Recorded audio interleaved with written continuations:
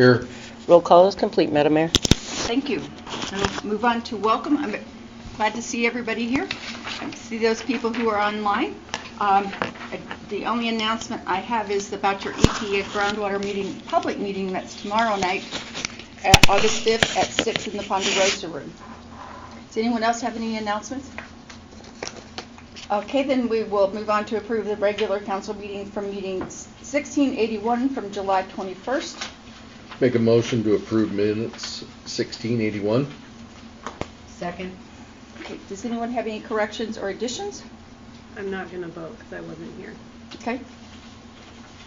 Anyone else have any questions or additions?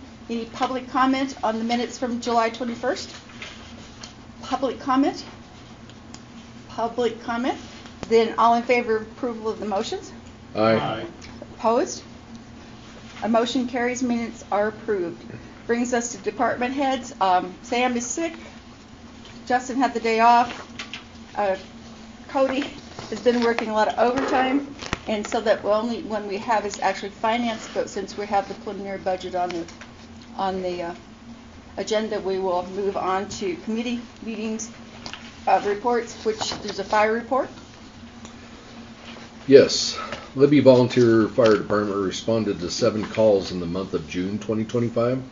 1 call in the city, 4 in the rural district, 2 were outside of the city and rural fire district. 1 vehicle, 3 grassland, wildland, 1 mutual aid with Libby ambulance, 1 false alarm, and 1 miscellaneous, which put them at a total of 58 calls in 2025. And under other items of interest on there, they wanted to give a huge thank you to the city of Libby, crews, and everybody that helped out in making the fire convention that was held in June a success. And then also have the Libby Volunteer Fire Department July report. They had 12 calls in the month of July 2025. 4 calls in the city, 8 calls out in the rural district, 0 outside of the city rural. There were 2 grass wildland, 6 mutual aid with Libby ambulance, 1 false alarm, 2 power lines, 1 miscellaneous was a public assist, put them at a total of 7 calls at the end of July 2025. Other information of interest, they have down here that thank you to Justin for providing the manpower to conduct the annual hydrant flushing and inspections. And that's all. Thank you. That would be all the committee reports we have tonight. We move on to public comment on non-agenda items. If you have an item that you want to make a comment on that's not on the agenda, but within the jurisdiction of the Libby City Council, then you can step to the podium and make your comment. It's not a question and answer period. It's just you're making a comment on something that on a topic you would like to comment on, and you're limited to 3 minutes. So is there any public comment on items not on the agenda? Public comment on items not on the agenda. Public comments? Then hearing none, we will move on to the new business. And the first item is a presentation from the EPA on the Libby groundwater 5-year review update.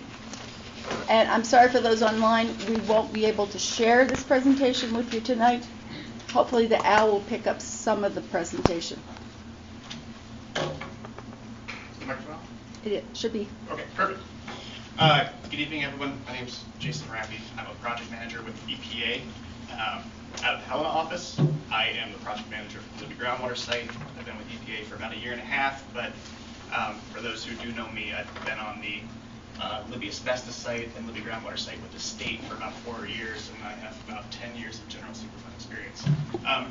Really quickly in the back, I'm also joined by Beth with EPA and Melody with DEQ, who also work on the site. Is there a Zoom link? Because I can't join from the meetings and post online. Yeah. Do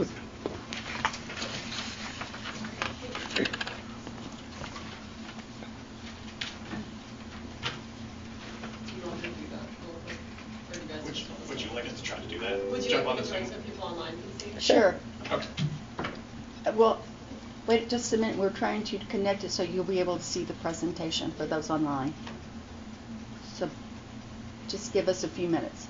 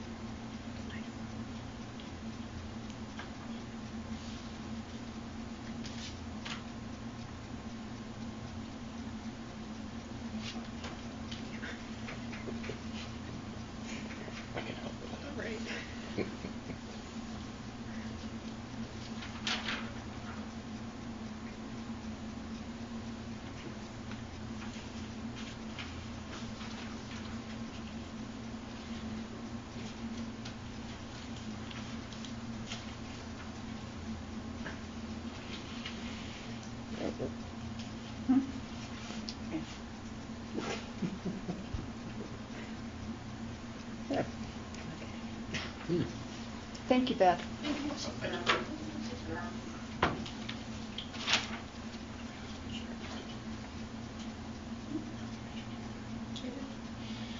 Okay. Thank you, everyone. So, agenda today. I can't mute from here. Okay. She joined with audio. Just turn off the audio. To turn off my microphone. Yeah. Okay, perfect. Okay, I'm going to run through a brief history of the Libby groundwater site. I'm going to walk through the current remedy, but the meat and potatoes of the presentation today is going to be what we've been working on for the past year, which is a 5-year review. Oh, I can't change.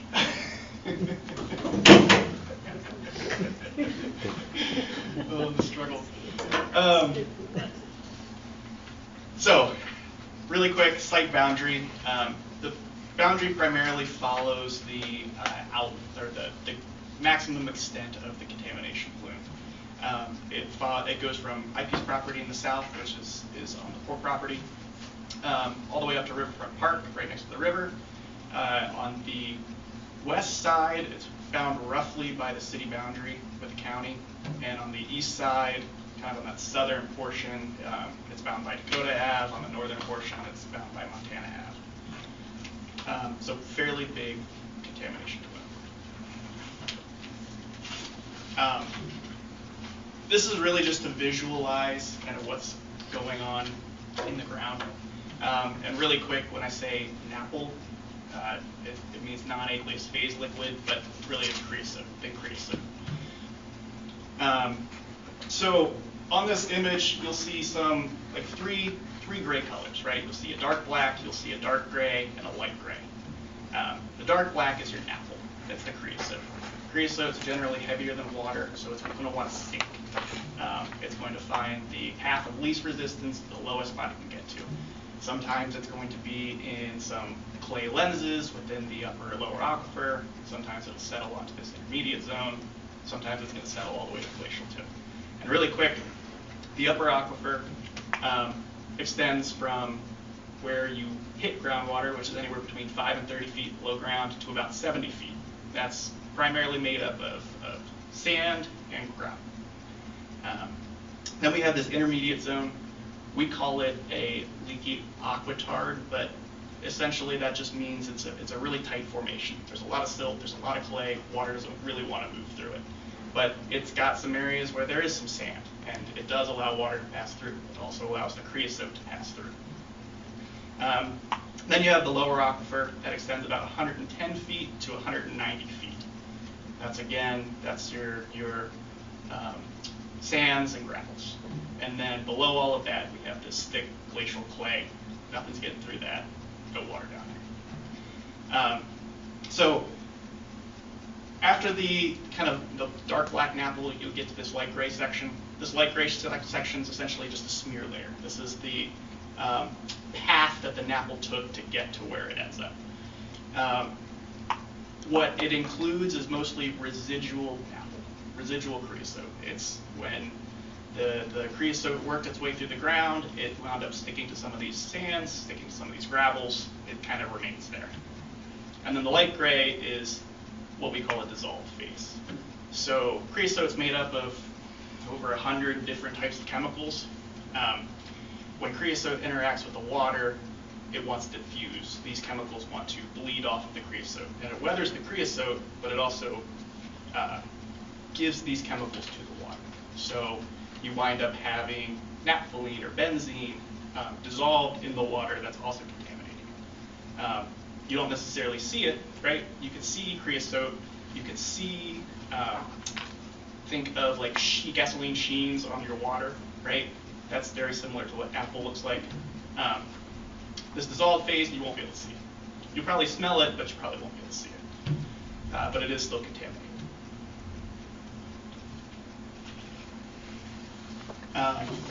Really quickly, a general overview of the Superfund process. I know you all are really well versed in it by now. We went through the characterization phase in the 80s. That was the remedial investigation where we found the nature and extent of the contamination. That was the feasibility study where we identified different technologies. Those were all done in the 80s. Your proposed plan, which is where we selected the remedy, that was done in the 80s. The selection of the remedy was late 80s, early 90s. That's where we picked some of the initial remedial technologies and implemented remedial action. We started treating water and removing soils. And now we're in the remedial action phase where we're continuing to treat groundwater.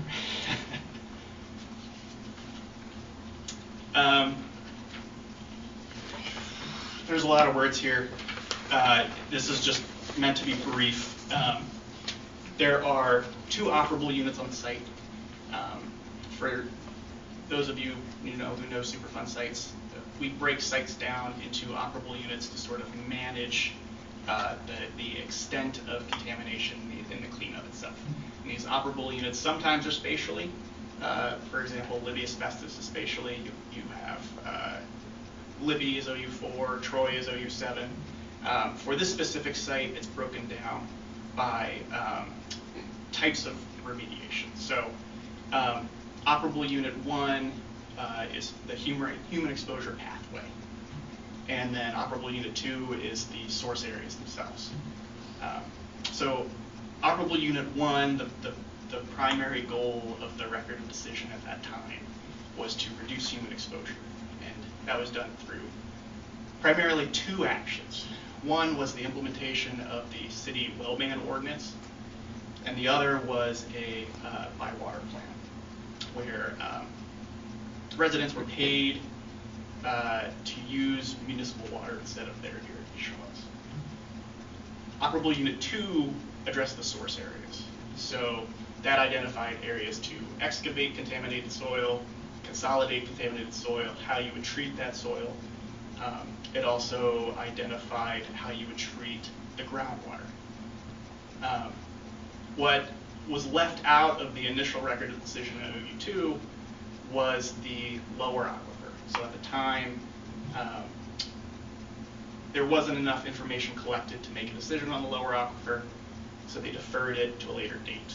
And that later date was around 1993 when we issued an explanation of significant differences that essentially took all of the data collected from the lower aquifer, a couple memorandums where we looked at different technologies that were available at the time. We conducted a pilot study around that time, and what we found then was that there wasn't a good technology available, practical technology available to clean up the lower aquifer. So what was done was institutional controls were extended to the lower aquifer, and a technical impracticability waiver was installed, which essentially waives groundwater standards, groundwater cleanup standards for the lower aquifer. We said there's no practical way to clean this up, so you just don't have to meet those standards.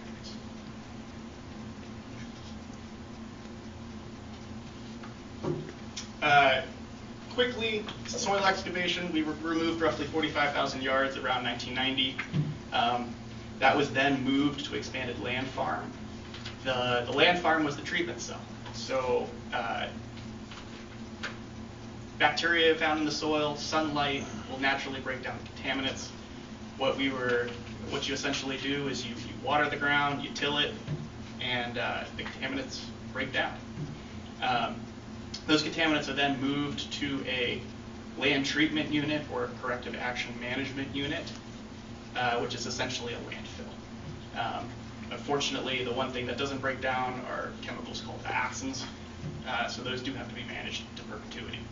So this corrective action management unit, or CAMU, will act as that landfill. Once we finish treating the soil, move it all over to the CAMU, it's going to be closed, capped, and managed into perpetuity.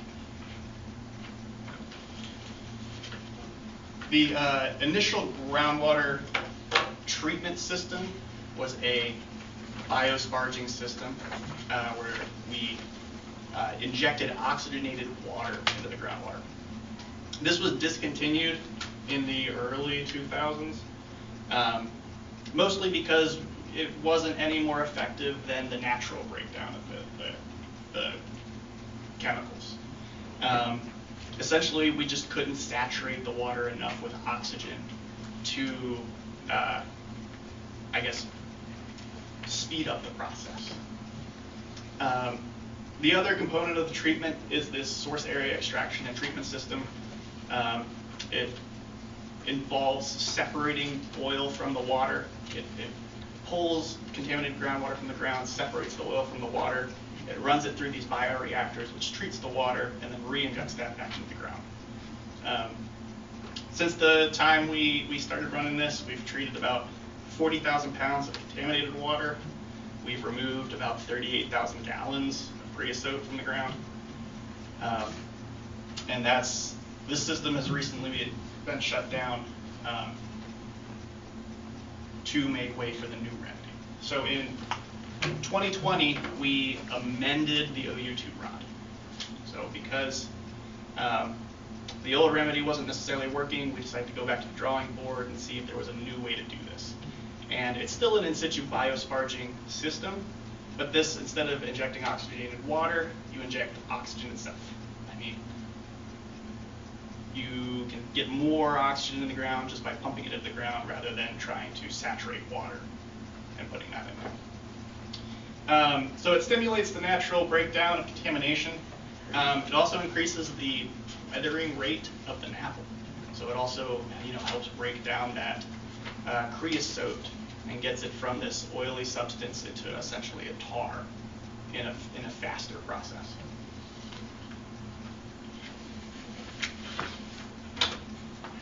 So this is kind of what it looks like. There's two primary injection areas. We have area 1, which is about 30 injection wells, or 36 injection wells, excuse me. And that's primarily located on IP's property around the former waste pit. And then there are area 2 injection wells, which are further north. And this looks more like a well barrier. It runs across the entire length of the groundwater plume. Both of these are used to treat the groundwater. And then area 3, there's a large monitoring area where we'll continue to monitor the degradation and the performance of these wells.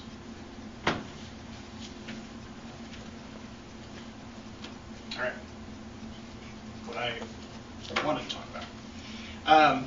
So for the past year, we've been conducting a 5-year review. A 5-year review is an EPA-specific document we created. It's a statutory requirement required by law. These documents are required for any site that has contamination remaining on site. Its primary purpose is to evaluate the performance of the remedy and to determine whether the remedy is protective of human health. And it does that through 3 main questions. The first question, is the remedy performing as intended? Second question, are exposure assumptions or cleanup values still valid? And And then the last one is there is any additional information that can call into question the effectiveness of the remedy. And through these 3 questions, it then provides a recommendation for the project. And these recommendations are used to fill those gaps identified in the 5-year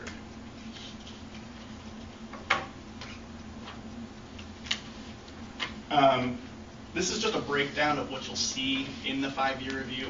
These are kind of just sections in there. So as you're reading this document, the first thing you're going to see is a summary of the response. So that's a history of all the actions that have taken place over the site. The next section is, what's happened over the last 5 years, and that's kind of what we're reviewing, the meat and potatoes of what we're reviewing. It goes through site and community interviews. It goes through a data review of all of the data that's collected over the past 5 years. We discuss a site inspection. There is a technical assessment, which specifically lays out those 3 questions I provided earlier, answers them. There's a recommendation section, and then a protectiveness determination for the site.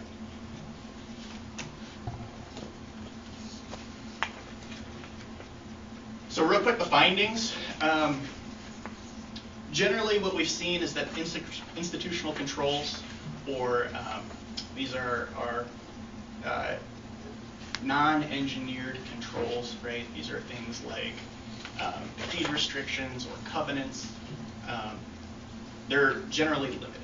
So what we have are a few deed restrictions. We have this well ban in place, but they're not all encompassing of properties across the entire site. There are notable holes in some locations where residences or businesses may not have the adequate protections that other portions of the site do have. It also finds that the ISB system for the upper aquifer is still under construction. It finds that the lower aquifer review is still underway.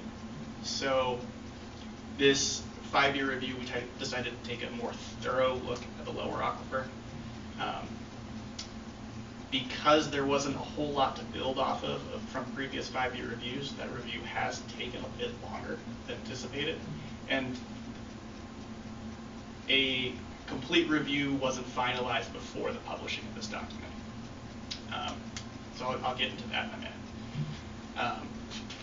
It also finds that the soil remedy will be completed soon, and then it finds that there might be a possibility of PFAS impacts. So for those that don't know, PFAS, they're per or polyfluorinated, polyfluoroalkyl substances, forever chemicals, right? Think Teflon, think any sort of waterproofing material. In some historical documents, it was noted that the waste pits where this creosote kind of waste was dumped, they used to burn. They burned it to reduce the fluid levels in there. They also burned it, at least based on the literature, for firefighting practice. And for anyone that knows PFAS, you find them a lot on airports. You'll find them at military bases. You'll find them because they were used for firefighting purposes, specifically to put out fuel fires. You don't put them out with water, you put them out with foam, and the foam contained some sort of PFAS in them. So because we didn't know, it's a data gap essentially. So we found that there might be some impacts here that we need to investigate. So the recommendation section, you'll find we still need to establish additional ICs. There's a number of ICs we do need to do. There's a couple more deed restrictions we need to shore up, but we also need to fill those holes on other properties outside of city limits. We need to complete the lower aquifer evaluation, and that will be done through what's called a 5-year review addendum. So essentially, it's the same 5-year review outline. It's just truncated into something very specific to the lower aquifer. We also need to investigate the possibility of PFAS impacts to the site. That will also be included in a 5-year review.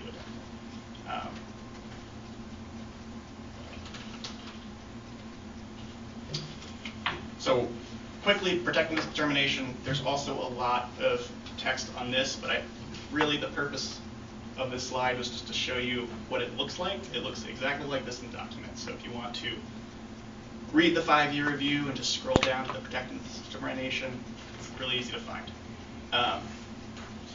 This breaks out each OU individually as well as a site-wide portion.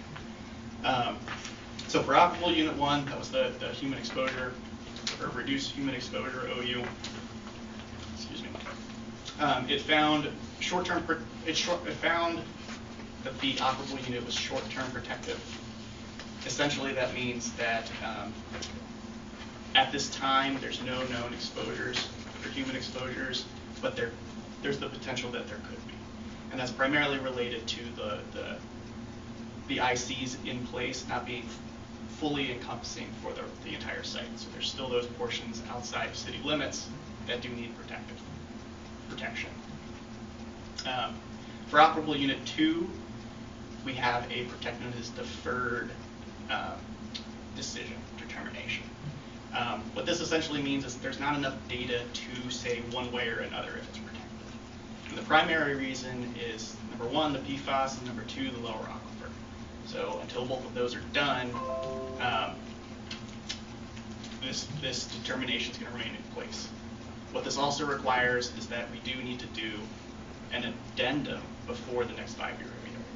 So it's just another trigger for EPA to complete the PFAS evaluation, complete the lower aquifer evaluation to get a formal determination. And the last one you'll see is site-wide. Essentially, it's kicked to the lowest determination. So because we have a protectiveness deferred, site-wide is also deferred. And it's going to be for the same exact reasons as OU2, because we don't have PFAS information and because we don't have lower aquifer information.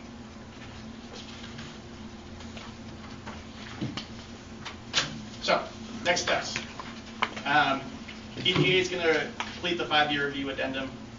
I don't really have a timeline for that, but generally we want to get that done as soon as possible. So as we can get this PFAS investigation rolling, as we can complete the lower aquifer review, that'll start coming out. We'll also be starting up the ISB, for the new biosparge remediation for Area 1. That's the last remaining area to start or get those pumps running. We expect that to go online in the spring. We started Area 2 last fall, and because there's so much testing required immediately after startup, it's very difficult to do that in the middle of winter.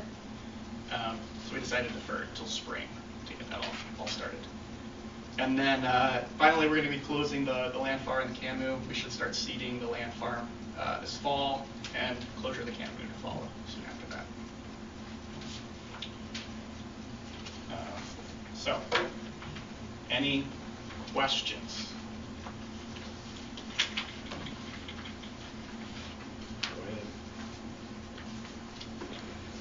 So, talking about the 5-year review, but if I'm correct with the meetings we had a couple years ago over there, nothing had really been going on for 20 years. So, you don't have much to review for 5 years worth, correct? You don't actually have 5 years to review. Councilman Zimmerman, there was a decent amount of work done over the past 5 years. We did install a number of wells to kind of better understand what the upper aquifer plume actually looks like. I don't have an old map in front of me, but if you look back through some of the old documents, you'll see we had 2 very distinct upper aquifer plumes. You have one by the river, you have one down by the site. And we did an extensive investigation to figure out what was going on there. We didn't know if there was some interaction between the lower aquifer and the upper aquifer, or if we were just missing something. Over the span of 2 or 3 years, we installed a number of wells, did a couple investigations, and just found we didn't have enough data to really identify where that old channel was. And so we did some of that. In addition, we have some new data on the ISB also included in there, but you are correct. I mean, other than those two events, there hasn't been a lot going on, other than the continued soil treatment and the installation of those new wells. Okay. One other thing, when you talk about the lower aquifer, I haven't done a lot of studying or anything on it. I just heard it was talks after we had met. I think that was 2 years ago over there, Dave. You had the meeting there. We all kind of at the barn did a site review and everything. That's been 2 years ago. So after that, talking with some people, apparently over in Columbia Falls with their treatment, they have a treatment they're doing actually on the lower aquifer. Is that anything that can possibly be done for here, or is that potentially? So potentially, the lower aquifer already has a selective remedy. So because of that, if there is any new information that calls to light that's no longer protective, we can then reevaluate. And that's the real avenue we have to identify in order to do that, right? Because we have a remedy in place, and it may or may not be protective.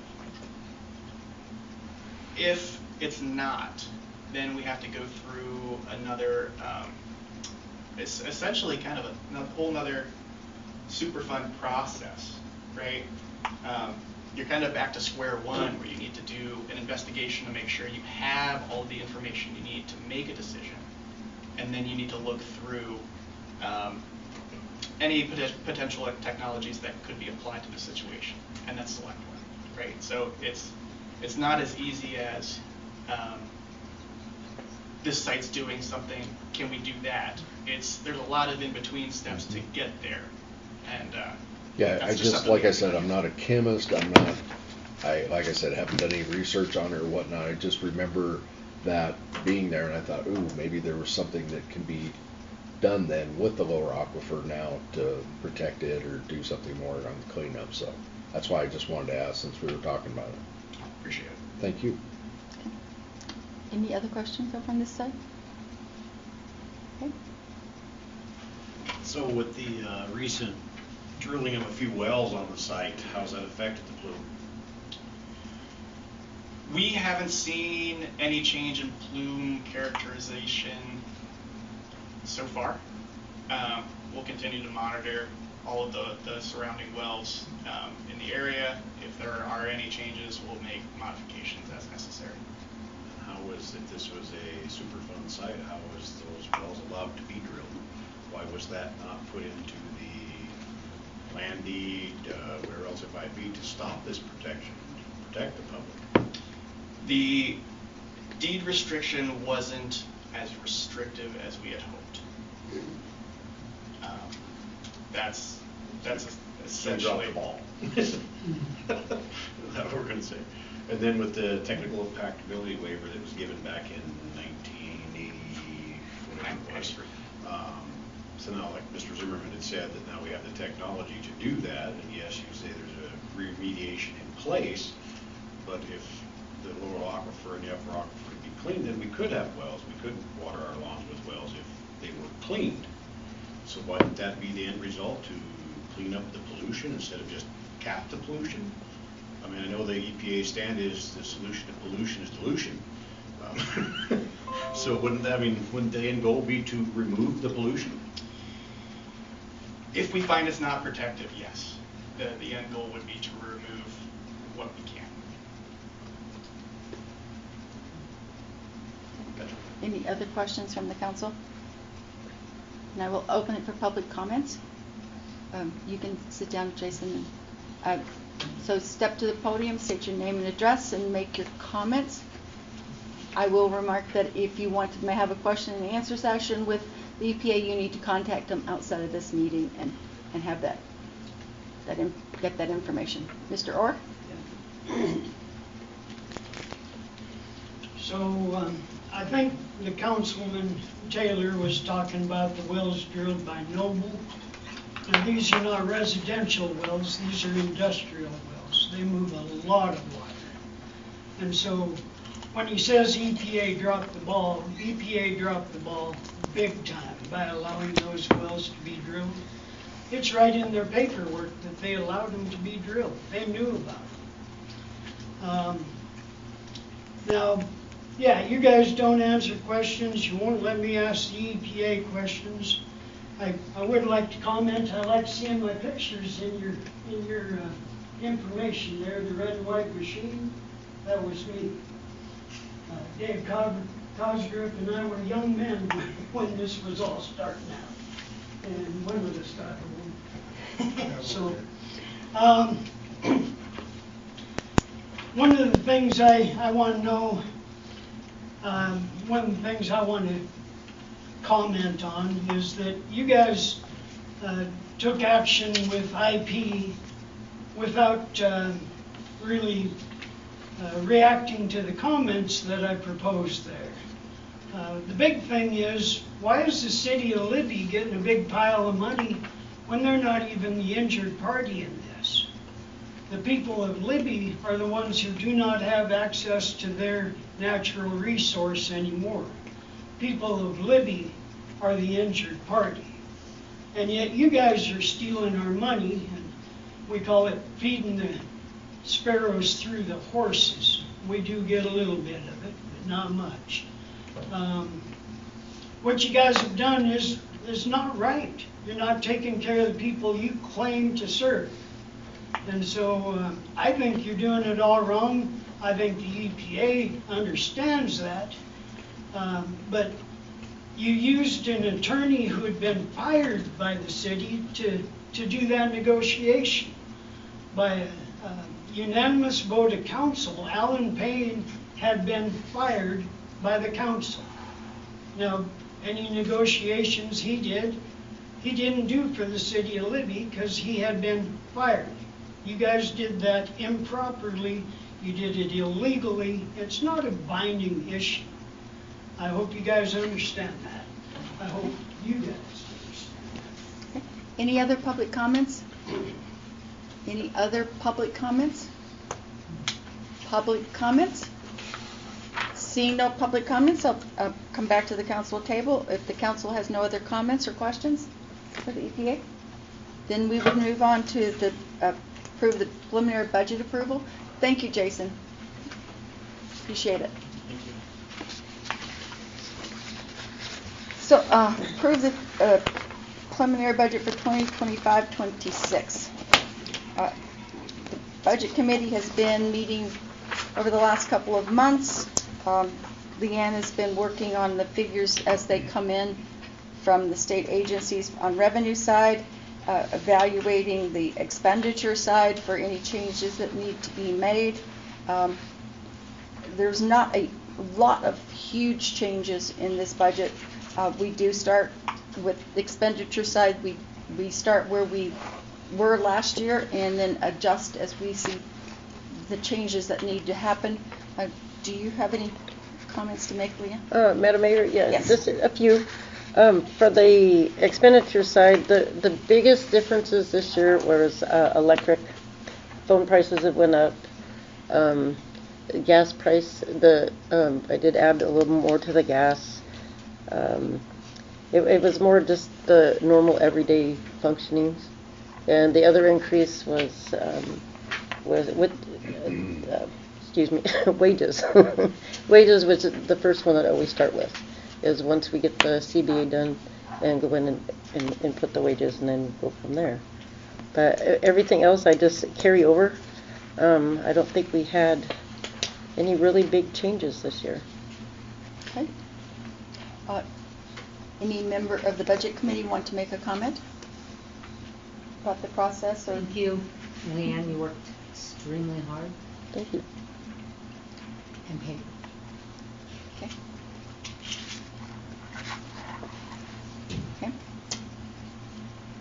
Any other questions from the council? or comments? Madam Mayor? Yes.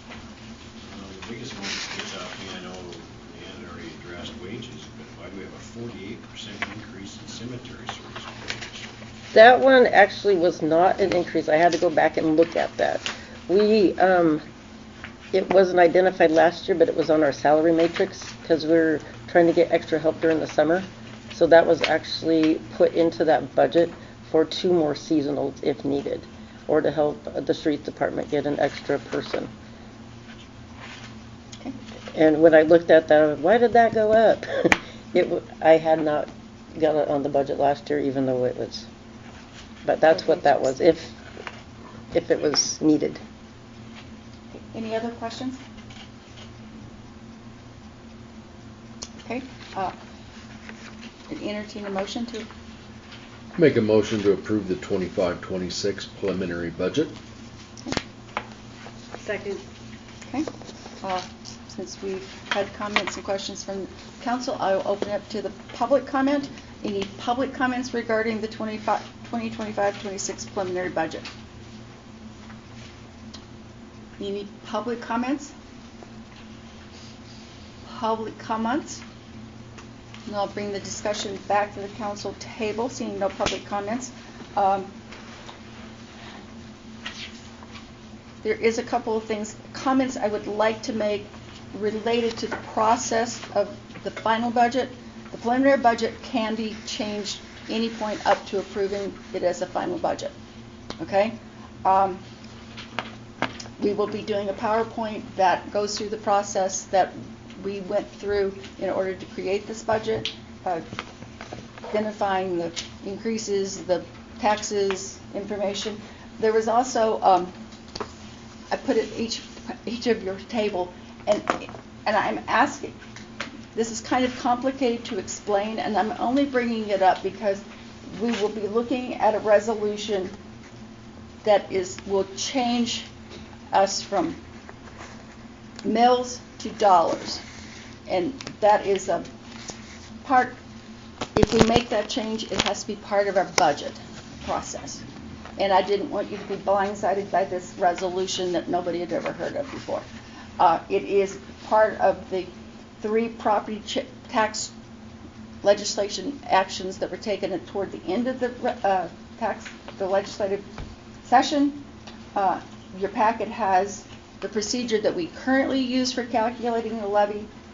It has a chart that the state would be using for that new tiered approach for the tax amounts on residential and second homes. There was a webinar training. I took the excerpts that the Montana League and MACO are using to suggest that cities and counties should move to the dollar amounts. And then the last page is a summary of those 3 pieces of legislation. So we will go better depth at in the PowerPoint, but I didn't, like I said, I didn't want anybody to be blindsided by this resolution that's coming up. Okay? So, any other questions before we move to a vote? All in favor of approval of preliminary budget? Aye. Opposed? Motion carries. We have a preliminary budget. It will be advertised in the next 2 weeks. It's open for public inspection, and if you have any questions, we will be happy to answer your questions. So it moves on to the grant writer, which has been the subject of a lot of discussion. And so we have, back in January, we actually looked at the request for qualifications for grant writing services. This seems to be the most tailored to what we think we want. And so I'm looking for comments, possibly approval of us posting this and seeing if we can find somebody who's interested in grant writing for this. So, does anybody have any comments or questions on it first?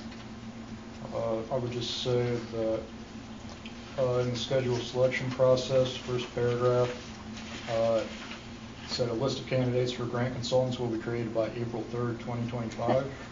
And there is another date of April 10th, I believe, on the back page. Yes, thank you. So I would just recommend those be Updated. changed. Thank you. Any other comments or questions?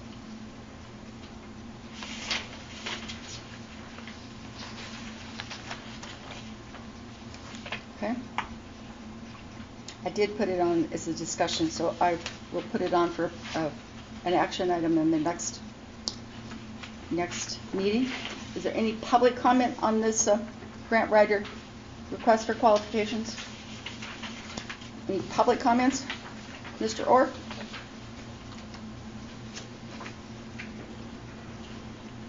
So where it says a list of qualified grant consultants will remain active for 3 years, at the discretion of the city, the list may be added to at any time for any reason. Is that done by a corporate decision, or is that done by just individual decision? How is that going to play out? I know you're not going to answer that question, but that is some real loose language in there that just sends a chill up my spine, because quite frankly, we can't trust you with that. At the city's discretion, it should be open for public discussion, should be open for questions. You know, you guys do have the opportunity to allow questions.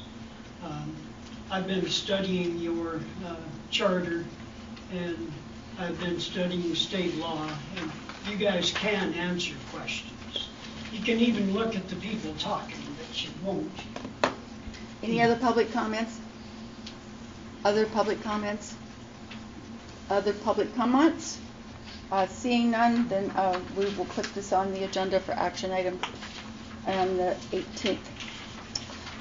It brings us to the reinstallation of the labor and industry banners. I think Mr. Taylor was going to check with. I did. I spoke with Cody, the foreman of Flathead Electric, in their corporate office, and the Flathead will not allow them to rehang those banners. Okay. I didn't know who the point of contact in Montana Sky was, so I did not speak to those. Okay. I believe that's Todd Jensen. Is it? Okay. So we will pursue that with Montana Sky. But thank you. Thank you for checking with Flathead. Is that a permanent no? That was the way he understood. He said he doesn't know why corporate decided that, but that was corporate out of Flathead said no. Okay. Thank you. So any other comments from the council regarding any public comment regarding the rehanging the banners? Public comment? Public comment? Then we'll move on to approve all claims received to date. Make a motion to approve all claims received to date. Second. Okay, did everybody get a chance to see the claims? I will remind you, if you're ever interested in seeing the claims, you just need to come in on Mondays. They're available, and we will walk you through any questions or anything, any public person who would like to see those claims. So, did I ask for public comment? Public comment on the claims? Public comment? Public comment. Okay, all in favor of the motion to approve the claims? Aye. Opposed? Motion carries. Claims are approved. Applications for business license, Best Buds Pizzeria, Sparkle and Shine, Libby, and Empower Physical Therapy, PLLC. Make a motion to approve all business license applications received to date. Second. Okay, any questions about those applications? Okay, I need public comments? Public comments? Public comments. Then all in favor of those business license? Aye. Opposed? Motion carries as licenses are approved. Brings us to unfinished business. That actually got left over from a template that Leanne was using. Sorry. And so it has been taken care of, and we will make sure it's removed from the next agenda. That brings us to public comments from the council. Any council comments? Go ahead. I don't know if this falls under complaints, comments, suggestions, whatever you want to call it. Our little project we have up Cedar Street that one of our local contractors is performing, I have more than one issue with the job. Okay, There was no public notice given to citizens before they blocked access. There was no fine time frame given to the public on how long it was going to be. They're driving equipment up and down the city streets full of gravel. They crossed the U.S. highway and city streets with a tracked piece of equipment without blocking the highway, laying anything down to protect the roadway. okay. They're actually making multiple block loops with front end loaders full of gravel instead of hauling their material to and from the site. We will talk to Mike Frazier tomorrow, which is our engineer who needs to talk to their. Well, and Sam has addressed most of the problems, Yes. and they were also their contract states they're not to start work till 7 o'clock in the morning. They're starting at 6 a.m. in a residential area. So maybe we need to develop a policy that when these contractors don't abide by their contract, what do we do? Instead of just, well, do better, do better. I mean, there's contracts, if we don't hold up our end of a contract, well, they're going to expect us to do the right thing. So maybe that's something we need to look at. Cause and effect, I guess, is a good word. Yes. Just something for thought. Nothing. Everything seems to be working. I mean, it's just a matter of communication, and that would get us a long ways if they would communicate what they're supposed to do. Their contract says what we expect them to do, and they should do what we expect them to do. Okay, thank you. I'm gonna piggyback on that really quick. Sure. It was the same when they worked on the water. They didn't notify anyone that water was gonna be shut off all day, when, anything. There was no, like. It was probably back in last fall? Yeah, I think it was in the fall. Probably different contractors. So Yeah, I'm just saying, everybody- it's the same kind of Just thing. picking on the same one. This is a Yeah. policy. We need to. Right. This is what we expect, and someone needs to stay on top of what we expect. That's why I want to piggyback on that. I agree because it affected me personally, and I'm sure all of my neighbors. We had no water for like 15 hours, Okay. and there was no notice. And, Okay. Yeah, and that one was kind of a special one because once they dug into it, what they had and what they had to do. But they were going to work on it, right?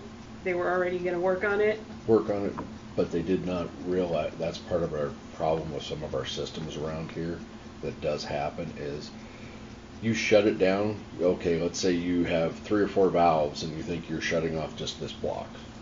Yeah. Well, all of a sudden you cut open and the water isn't stopping. Somewhere there's another line feeding it and you have to go and find it. And that's where our maps and everything for the water and sewer and our valves and everything, not everything is there and correct and Right. But You you would find out think it would be issues. like a small area that they Yeah, could. if you're within There so are many some blocks. valves that Yeah. you think they'll turn off 2 blocks, they actually Yeah. turn off 8 blocks. Yeah. when they were up by our house Huge amount, one huge. time doing it here a couple years ago, they ended up having to go all the way down to 10th Street and turning 3 or 4 more valves off to get the water shut off clear up at our house. That's crazy. Yeah, It is. Yeah. And the documentation is not always correct. Yeah. They've run into some of that already Yes. from Cedar Street. Hopefully, as they're doing Which, like they when with yours when it was so bad, the way they rebuilt it is designed so that now the next big project to come through with new lines can attach where it needs to be. All the valves are there to shut off. It's very frustrating. I'm sure. But was where they were working, was notice given No, like in because the paper? my office was right there. So maybe notice, and then if there's a notice, you can go, oh, that's kind of by me, and I know what happened. That's what I was thinking. Like, Yeah. I mean, Mhm. if they're turning off water on this side of the highway, Just to notice Maybe a whenever they're notice. turning off We water. do have a call-out system as well, but it only goes to those numbers that have been registered with us, and not everybody has registered a Like their text, cell phones a text, or cell phone, something that can be texted to, or messages left. Some of us Okay. that don't And have a home phone it is anymore. in Yeah. the entire system, it can't be Yeah. localized. right? So they it's don't not- like put it in the paper and say, No, we're gonna because turn off water. oftentimes there's not that much notice. Oh, okay. If we've got a leak that has to be shut off, there's not time to Right. do that. But so, Well, that was Anything when else? they were working on Louisiana. Yeah. That Okay. huge chunk Huge there. chunk. And that was the one when they dug down to fix it, try and fix it the first time, they realized Right. No, I know couldn't they do it dug and it had up a to bunch hire of out. times, but And then they had a leak afterwards, yes. yeah. Yes, so. Okay, I'm done. Sorry. But no, Okay, yes. that's all right. I do want to say that the notice is currently in the paper for the wastewater PER. I can't remember the date that it closes, but it's a RFQ, request for qualifications to do the PER, and that should move that process along a little ways. Also, the next meeting, we will have 2 public hearings. Mike Frazier wants to have a CDBG public hearing for the application for the first in Montana lift station for that grant, and we'll have the public hearing for the water, or for the budget. Yes, the public hearing for the budget process, and there was something else on that agenda already, and now I can't remember what it was. So. Hopefully it's not a huge, Wasn't me. well, besides the grant writer. Well, oh, yeah. Okay, so it There's was something me. else I was gonna remember, but I didn't write it down, so that's always a bad thing. So, any other comments? Then I'll ask for a motion to adjourn. Motion to adjourn. Second. All in favor? Aye. Opposed? Motion carries. Meeting is adjourned. No, it was just the. I'll think of it. Thank you. 2 seconds.